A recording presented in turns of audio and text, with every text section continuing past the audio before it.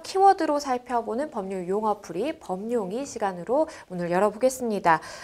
오늘은 사기죄에 대해서 이야기를 할 때 꼭 등장하는 용어죠. 기망행위라는 단어에 대해서 알아보도록 하겠습니다. 사실 우리가 일상생활을 하면서 뭐 기망을 했다, 기망행위다, 뭐 이런 얘기를 사실 잘 사용하지는 않는 것 같아요. 그런데 사기죄를 법률적으로 우리가 풀이할 때는 꼭 알아둬야만 하는 단어인데요. 기망행위가 무엇인지 좀 의미부터 살펴주시죠.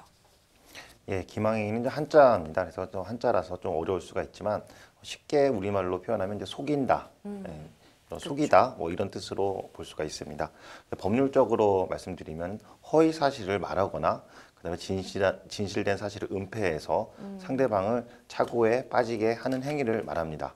이렇게 착오에 빠지는 행위, 기망행위의 수단에는 특별한 방법과 제한이 없습니다. 네. 기망행위가 어떤 의미를 담고 있는지에 대해서 변호사님께서 설명을 해주셨는데요. 사실 우리가 사기죄가 성립을 하는지 안 하는지 여부를 가리기 위해서는 가장 중요한 게 이렇게 속이는 행위가 있었는지를 꼭 봐야만 합니다. 사기 사건을 보고 사실 어떤 사람은 이건 기망행위다라고 생각을 하기도 하고 또 어떤 사람은 이거는 단순히 이제 돈을 빌렸다가 갚지 못한 채무불이행이다라고도 이야기를 하기도 하는데요.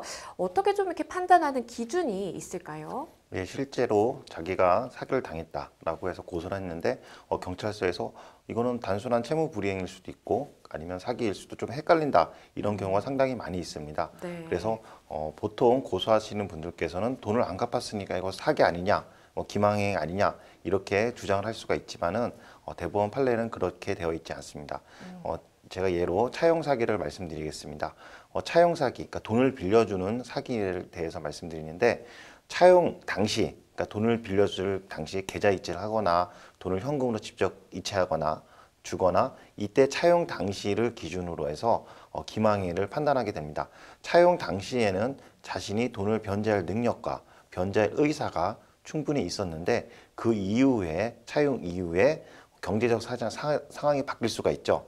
예를 들어서 자신의 사업이 잘 되지 않거나 또는 자기가 근로자였는데 퇴직하거나 이렇게 사후 변동이 생겨가지고 돈을 갚지 못하는 경우가 있습니다. 그렇죠. 예, 그래서 차용 당시에는 변제 능력과 변제 의사가 있었는데 사후에 자기가 그거를 변제할 능력이 안 됐다라고 할 경우에는 단순 채무 불이행이 되고요.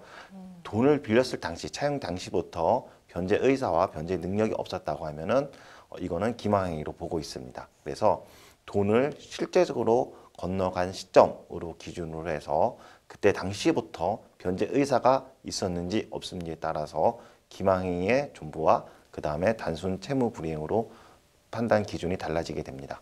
네, 변호사님께서 말씀을 해주신 것처럼 내가 누군가에게 이제 돈을 빌릴 때 사실 그 사람을 속여서 내가 이 금전을 좀 취득을 해보겠다, 이익을 누려보겠다라고 하는 이제 고의, 마음이 있었는지 여부에 따라서 사기죄 성립 여부가 이제 달라진다라는 말씀도 해주셨어요.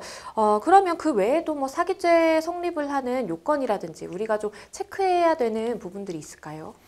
예, 사기죄에서 기망행위뿐만 아니라 사기죄가 성립되려면 재산 또는 재물이어야 됩니다. 그래서 우리가 네. 이제 보통 그 재산 또는 재물이라는 거는 돈과 관련된 겁니다. 그래서 돈이거나 돈으로 환전할 수 있는 그런 가치에 있는 거를 말하는 겁니다. 네. 그래서 내가 결혼을 사기로 당했다라고 사기죄가 성립되는 건 아닙니다. 왜 그러냐면 혼인이라고 하는 거는 재산이나 재물로 볼 수 없기 때문에 혼인을 사기로 당했다라는 표현을 쓰지 않고요. 만약에 혼인을 사기로 당했다 할 경우에는 형법상 사기죄가 아니라 민법상 혼인 취소의 소송을 통해서 자신의 혼인 관계를 해소할 수가 있습니다.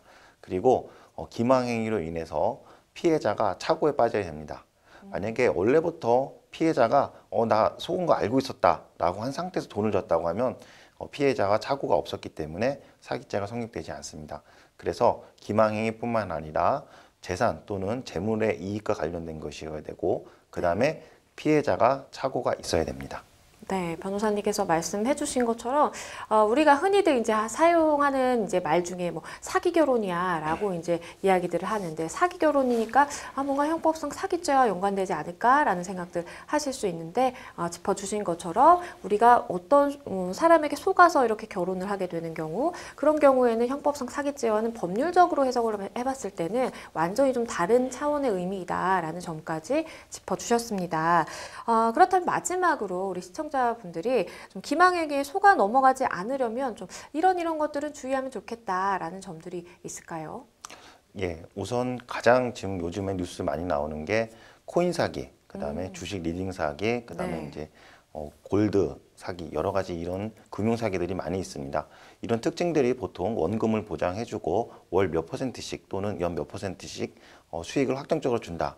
이렇게 되면은 보통 통상적으로 사기일 가능성이 높습니다. 그렇죠. 예, 그렇기 때문에 이런 금융사기 같은 경우에 원금을 보장하거나 수익을 확정적으로 준다라고 표현이 있으면 경찰서나 아니면 법률 전문가한테 상담을 하셔가지고 이게 사기인지 아닌지 꼭 체크하시고요. 그 다음에 돈을 빌려주는 거에 대해서 빌려줄 때 돈을 받는 사람이 자기 통장이 아닌 다른 사람 통장으로 받는다. 그러면 그 사람이 돈을 빌린 사람이 신용불량자거나 통장을 그렇죠. 거래를 못하는 사람일 수가 있습니다. 그래서 이럴 경우에 또 사기를 당할 수 있으니까 개인적으로 돈을 빌려줬을 때는 그 사람이 과연 재력이 있는지 그 다음에 자기 통장을 사용하는지를 체크하셔가지고 돈을 빌려주셔야 됩니다. 네, 변호사님께서 말씀해주신 사항 좀 참고를 하셔서 이런 상황에서는 조금 사기죄, 이제 기망행위에 내가 당하고 있는지는 아닌지 좀 한 번쯤 의심해보는 시간이 필요할 것 같습니다. 지금까지 법용이 코너 기망행위에 대해서 알아봤습니다.